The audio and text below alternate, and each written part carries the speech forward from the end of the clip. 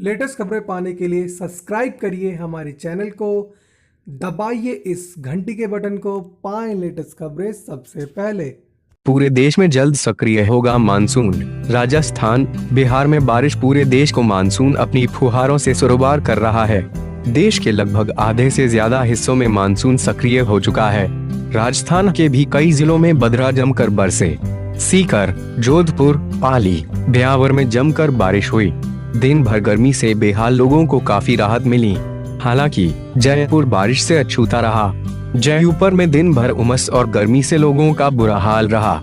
भारत और मंगोलिया के बीच बढ़ेंगे आर्थिक और सांस्कृतिक सहयोग। राजनाथ सिंह। ताज़ा खबरों से अपडेट रहने के लिए Hindi news mobile app download करें। इसके अलावा झारखंड और बिहार में भी मानसून ने दस्तक दे दी है। हालांकि यहां मानसून तकरीबन 10 दिन देरी से पहुंचा। मौसम विभाग ने महीने के आखिर तक मानसून के दिल्ली समेत समूचे उत्तर भारत में छा जाने की संभावना व्यक्त की है। मौसम विभाग के अनुसार मानसून ओडिशा के कई हिस्सों में पहुंच गया है। पश्चिम बंगाल के ज्यादातर हिस्सों, बिहार और झारखंड के कुछ हिस्सों, सुपौल और जमशेदपुर में बारिश दर्ज की गई है।